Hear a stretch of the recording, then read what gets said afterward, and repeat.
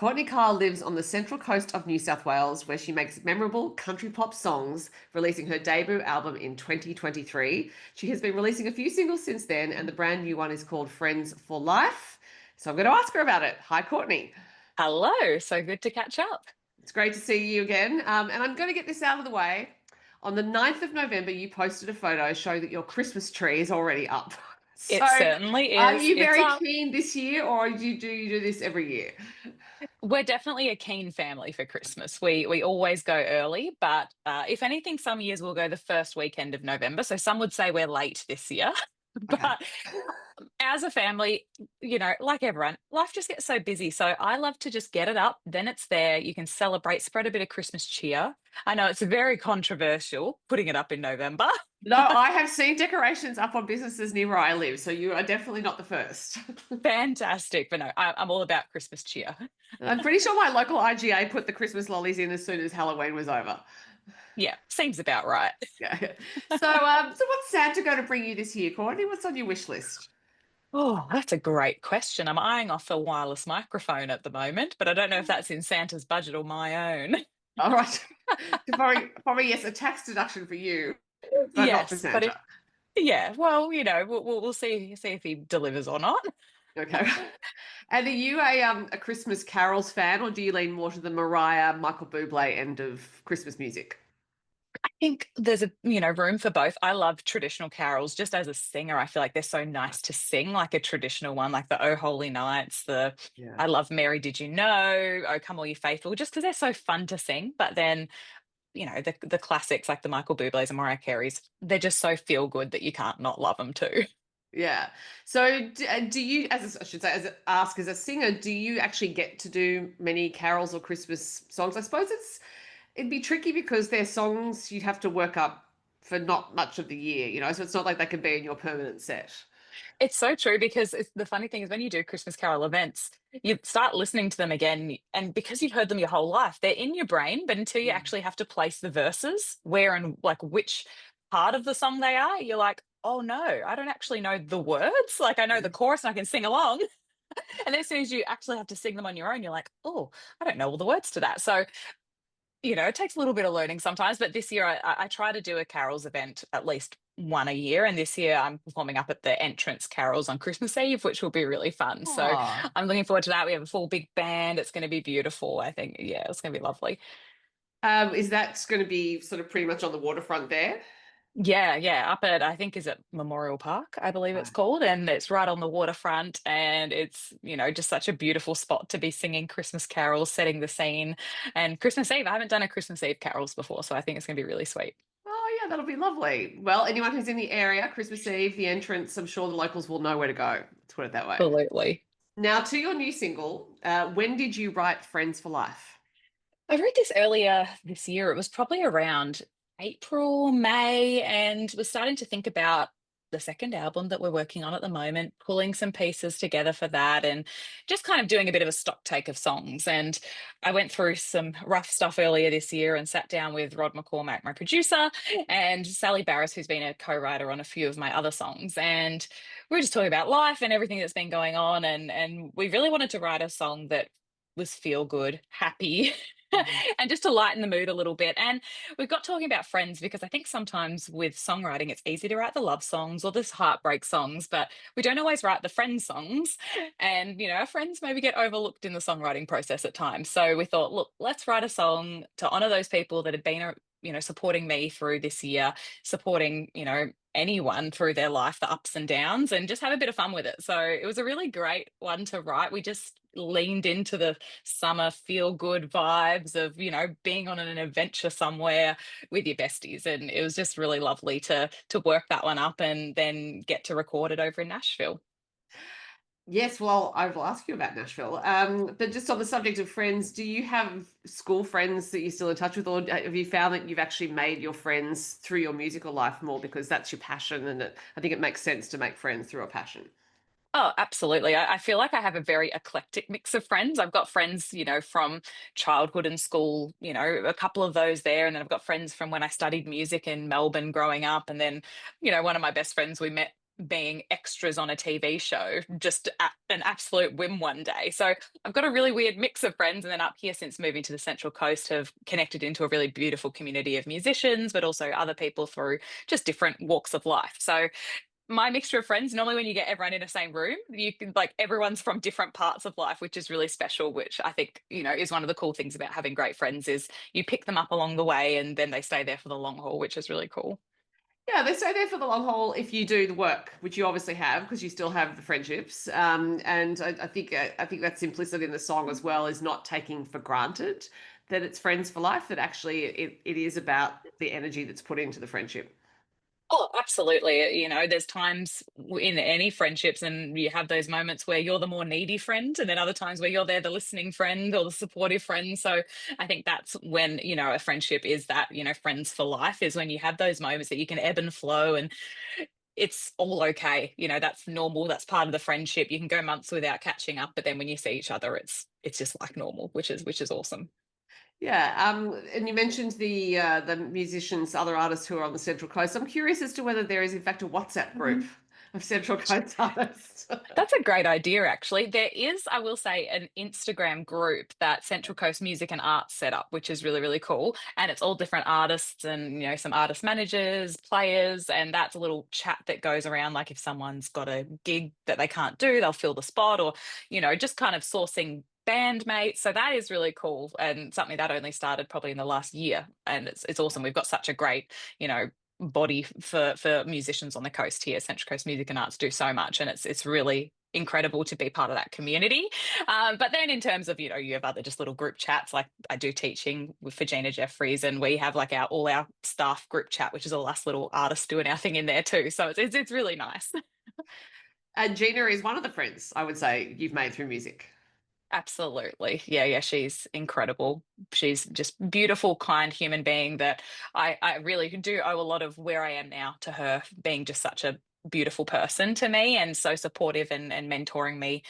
Really just took me under her wing and was like, "Here, let me help you," which I think people don't always do that. It's one of those things that music can be so competitive at times, but Gina from the get go was like, nope, that's not what we do. We're not competitive. There's room for everyone. So let's uplift each other. Let's share our knowledge and just bring each other on the process of what our careers are because we're all running our own race. It's like, Mhm. there's no competition when we're all doing something different anyway. And I think that was one of the biggest takeaways that she gave me really early on was just to encourage each other and work together. Yeah, and I guess the sense of competition can come from a notion that there's a limited pool of audience. And I Mm, think partly that could be actually being Australian, that we think that for mm, Australian artists, there's this limited amount of attention out there, but mm, there's not. It's just, mm, I think partly it's in the doing, and it's people like Gina, people like you who have this mm, community continuing to release the music, being out mm. there, performing. Comment more than question, Courtney. Absolutely. Absolutely. So you mentioned Central Coast Music and Arts, and I actually saw something about that organisation for the first time on your Instagram page. Actually, having a look around, you going to a function I think a while ago. Mm. So it sounds like this is just like a loose organisation that doesn't sound like it has a physical home, unless I'm misreading that. Well, I think it's a bunch of industry people that have formed this organization essentially to support musicians, artists, songwriters, everyone on the coast here. They launched a strategic plan a few months back, and Right. I had the chance to perform at that, which was really special as being there to wave the country music flag, which was cool. And the biggest statement I took away from that night was they said they want to make the Central Coast the Nashville of Australia, which is really cool. So we're known as having so many country artists on the coast anyway, Mhm. but the fact that they're trying to really find ways to grow the industry here on the coast because there is so much music, there's so many venues that they just want to be able to support what so many people are doing. So Lou and Greg, who run this organization, they've just been doing so well of trying to advocate for artists as well, even down to recently going into bat for people if their invoices haven't been paid at venues or different support systems. They've launched an application process for mentoring at the moment. So they're trying to do a lot to really bring support to who's living on the coast here, but then also the wider community as well. Well, I'm glad I asked about that because I really knew nothing about it other than you're seeing it on your Instagram There page. you go. And that's, look, I think there actually is an argument, yes, to say, the Nashville of Australia, although Brisbane appears to be taking a tilt at that. There could be two. There's a- It's up for debate, and I think that's good debate to have if we have two of them. Yeah, and it does seem like there are increasing numbers of venues on the Mm, coast. I know the Savoy Bar's open in Long Jetty. You play at the Terrigal Beach House, which is mm, anyone's been to Terrigal. There's the Crown Plaza Hotel, and it's that area mm. there. And there, I think I've heard about another smaller music venue in Terrigal that's around. Yeah, that it's actually really great at the moment. I feel like music on the coast here is thriving. There's so much music. If you're in Terrigal, you're walking around, you hear so many different acoustic music here, bands playing there. It's really great. And the Savoy that you mentioned is one of my favorite new venues on the coast here. I think they're doing music like 4 or 5 nights a week, whether it's Wow. acoustic in the bar, whether they have a full band going on, ticketed shows. It's pretty unique, and yeah, my sneaky favorite on the coast. So when I was a child visiting my grandparents who lived in Bateau Bay, Long Jetty was definitely not the place anyone was going to see live music. In fact, Yeah. you tended to drive through it to get to the Yeah, entrance. keep going. Not anymore. Yeah, well, that's really exciting, and then I think it is partly that energy that you bring, other artists bring together as a collective, so that you can all have opportunities. And Yeah. Gina and Rod are obviously part of that. And I will then therefore go to Rod as your producer, and you mentioned recording in Nashville. So, given that Rod has his own studio on the Central Coast, it's not as convenient for the two of you to go to Nashville. So, why was that the decision?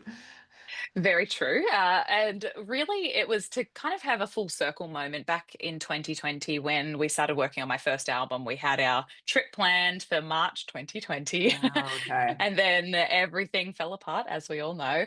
And that trip got sidelined. We still used a lot of players over in Nashville for the album, which was awesome. We jumped on Zoom, they were in the studio, so we were able to still have that involvement and use some great players from over there, mixed with great players from Australia as well.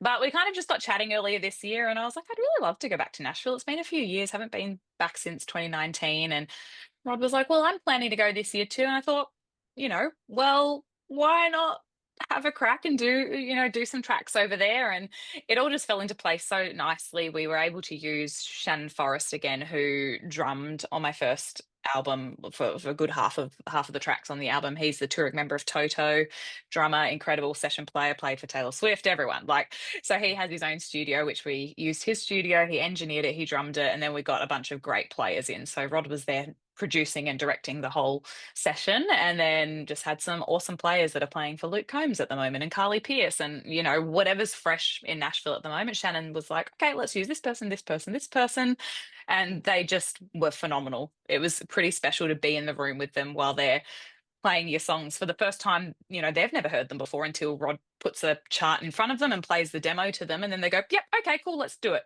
And then, they do kind of 2 or 3 takes of the song and it's done. It's pretty crazy how quick they work, but it's at such a high level that the guitarist Sol who played, he did one take of the song and then they'd do another take and he'd overdub his own parts over the top of his other parts because they were so perfect that he didn't need to change anything. It's crazy.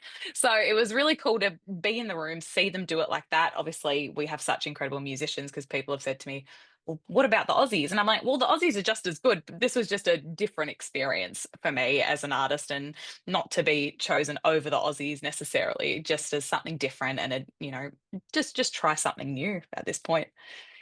Yeah, and I also think it is the efficiency of being there. And I've heard this from other artists that even though obviously it's an expense to go and to be there, especially with the the dollar the way it is, but the efficiency of your time and being able to just have those people come in and Mm, do one take overdubs out of there yeah. for each song, that is hard to replicate. Mm, I guess if the Central Coast is moving towards being the Nashville of Australia, that's the idea, is that you would have these musicians in close proximity so yeah. that that could happen. Oh, definitely. And I think they're just so used to it. And Nashville being a union city is you Mm. have, your pay rates, you have your time slots, and they turn up, they do their job.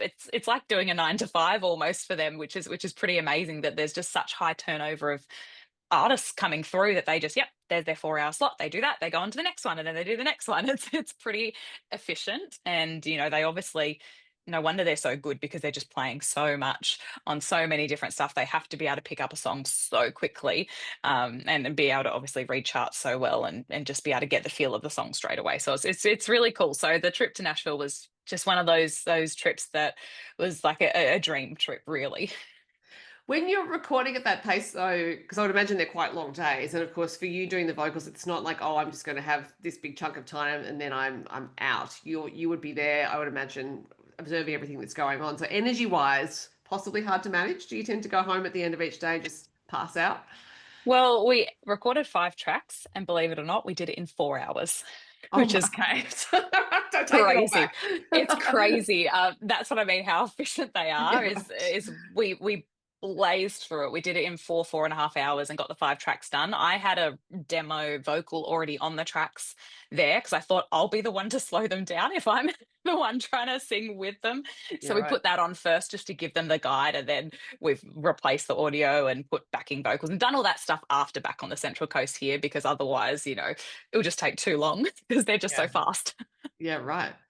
So you said you recorded 5 songs and you are working towards an album, so that would suggest you either already had some in the can or you're planning to record some more. Yes, still have another 5 or so to do. Just debating at the moment whether to go back and finish them in Nashville and have the whole album, a whole Nashville album, or whether we substitute sending some files off, do some here. So that's kind of the talks Rod and I are having at the moment of working out the game plan going into the new year, but working towards hopefully having it all ready to go by mid 2026. Okay, well that's exciting. Yeah, it's Have very you exciting. have you already chosen all of the songs or are you still leaving some options open? Still leaving some options open, but I think I know what I want the title and the title track to be. So I've kind of got that loosely placed as the topic or theme of the album, and then we just got to kind of sort in a few more tracks after that. Yeah, interesting. Well, and yes, interesting to have a theme in mind because then that will help you decide. Yeah, well, hopefully, Yeah. hopefully it could all change. We write a few more songs and then go, nope, that's not the idea anymore. Let's go with this. But I've kind of got a little bit of a bit of a framework in place. And it is your prerogative to change your mind. You are the artist, so you do. Yeah. That's right. So you're working on your own music, but you're also in a different project called The Midnight Black. How did that come about, and what sort of music are you playing? Yeah, that one has been an interesting journey, really. I've been getting out and gigging a lot more on the Central Coast here, and just looking at different avenues that might coexist to Courtney Keil music, a little Mhm. bit separate, and trying to mix up that if there's certain things I want to have a crack at that doesn't feel like it's quite my sound or my brand, that it can coexist over on the side here. And my partner Adam Black is an incredible guitarist and musician, and we've just been playing a lot more together. And we thought, well, like maybe we should make a little side project and start a little, little hobby project, shall we say, which has kind of become quite a decent focus at the moment, which is really great because it's letting us experiment a little bit more. We're doing a bit of filming next week and a bit of promo stuff. So starting to build into that as well on the sides and working up, what direction do we want to musically go to release some original music on that front too. So it's just been nice to kind of creatively try some other things and lean into some different areas that I feel like my own music doesn't quite lend to. Mhm. And just creatively, it's just been getting my brain going a bit differently, which has been really, really fun. So in terms of organizing your time, do you have like a color coordinated Google Calendar where you're like, it's a Midnight Black day and then it's a Courtney Kyle day, or is it all just It's all flowing? just like blah. It just all folds together at the moment. And for a while I was like, yeah, I'm gonna color coordinate everything. And then I realized I don't have the time to color coordinate everything. So I it think that's all it, just right? Yeah. it all just kind of goes together, and it works. And it's the juggle of just fitting everything in your day like everyone has, and you just find a way to make it work, and you go to bed and get up and do it again and find the way to fit it all in again. Well, it's working thus far, including you organising some shows yourself. Because I saw you play earlier this year at a church in Mooney Mooney, and you mentioned during that it was you and Duncan Toombs. And you mentioned, I think, or maybe Duncan mentioned that you had organised the show. So I was curious how that came about and how you actually came to be in that venue. I loved that venue. And it was so nice to have Right. you at that show. I loved it. One of our friends lives at Mooney Mooney. So he said, we've got this beautiful little chapel. They've had a few shows here over time. Maybe would you consider it as a venue? And I went through it and had a look and went, oh my gosh, this is cool. This is really special. Anything like an old chapel or any of the country halls, they have such beautiful acoustics and just such a nice feel and history in them. So I thought, how can we pull this together as a bit of a special intimate show? And I got chatting to Duncan about it, and he said, "Oh, I kind of had some thoughts about doing some unique venues as well." And he jumped on and was super keen. So we just kind of ran with the idea and thought this is something that we could revive over time and find any venues and do some ad hoc shows as we go. He might run with it, I might run with it. We might do them together, but kind of just look to put on some unique shows in venues that maybe not everyone naturally goes to. They're not the ones in all the main cities that everyone's hitting up all the time. And just wanted to do something a little bit different. And it was nice to kind of lean into the more it was, well, I wouldn't say fully acoustic, obviously we still had drums, but just a little bit more organic sounding in terms of no tracks. It was very, just acoustic guitar with drums. We had keys, and it was just really pretty to do. And Duncan was, sounded incredible in that space as well. So I loved that one, and just trying to think a little bit outside the box of going to places that are a bit different. Yeah. Well, and it was conveniently right across the road from the Mooney Mooney Club, so people could go for lunch and then come to the That's show. it. That's it. It was a horrific weather day. Like, True. as you'll remember, it was probably, I think, the wettest day of 2025. So it was one of those things that I thought, oh my gosh, no one's going to turn up. It's terrible weather, and everyone, to their credit, they came through, which was amazing. It was actually really cozy inside that church with the weather outside. I was like, oh, this is kind of appropriate. It's very memorable. Yeah. It's very memorable. It was, and it was a lovely show. That everything looked great, and the songs were all fabulous. So who knows? You may do it again with or without Duncan. But perhaps not unrelated is a show that you're doing on the 18th of January at the Tamworth Country Music Festival, which is called "That's Where the Faith Comes In," and hosted by Christy Cox. I think Elise Simmons, Dean Perritt going to be on it as well. So that sounds like a really special show. I'm so excited for that. I caught up with Christy when we were in Tamworth. She was playing at one of the most incredible venues in Nashville, the Station Inn, which is the kind of premier bluegrass venue in Nashville. And we caught up. And then once I got back a few weeks later, had a message from her inviting me to play at this show. So it's going to be beautiful. I'm so excited for it because she's been leaning into that gospel country space lately. And the Tamworth Town Hall, it's one of those venues as well that has such history, such beautiful acoustics. So it's going to be very special, and I'm just really thrilled that she thought of me to join in on the fun. Yeah, that'll be lovely. Any other Tamworth plans? Yes, I'll be.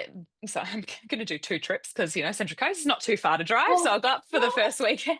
just trying to think. It's not too far, but possibly not straightforward either. But anyway, Yeah. So I'm going to go for the first weekend and do this show. I'll come back for a few days and then head back up again on the Thursday of the second weekend of things. So go back, do fan zone on the Thursday afternoon, be around for the Golden Guitars, do some catch ups with media and different things like that, and just because sometimes it's a long 10 days. It's if I had all the money in the world, I'd be there for the whole week and enjoy every moment of it. But yeah. certain things restrict it, and it makes it challenging financially sometimes to be there for the whole thing just for fun, as much as I want to be. Yeah, I actually think it's challenging for everyone, and that this is part of part of what's coming up about the festival. I think is that it's the logistics of finding the accommodation and Mm. then also the expense of it. And when the Yeah. artists themselves have these issues, that is a problem. It's challenging, and I'm really lucky that I've got a great contact for accommodation there, and they've been so supportive of me over the last few years, which is awesome. But it's being as cost effective as we can. Obviously, everyone has that challenge at the moment. Cost of living you know is one of those things that we just have to deal with, and sometimes you have to go, okay, I won't go and enjoy the festival for the whole 10 days. Maybe I should save that money and go put that to recording. Yes, but yes, hold on to that contact for as long as you can, and do not share it with Yes, anyone. So yeah, it is a kill or be killed situation when it comes to that's TCM it. a com. Yeah, Oh, it's so true. yeah. So you're going to have some time off over Christmas and in the early New Year. I think so. I have a few gigs floating around the regular spots that I play, like at the Terrigal Beach House, like you mentioned. But we'll definitely try to have a little bit of downtime because by the time we get to January, then all of a sudden you're at Tamworth, and then suddenly it's February, and then all of a sudden, a quarter of the year's gone, and you're like, well, what is going on? So it will be nice to have a little bit of a lull, enjoy some family time, catch up with friends, and do all the Christmas festivities, of course. Well, I think mentioning catching up with friends is a perfect point to round this up because the new single is Friends for Life, and it sounds like there will be some more coming fairly soon. Courtney, Mhm. lovely to talk to you again. Oh, thank you so much.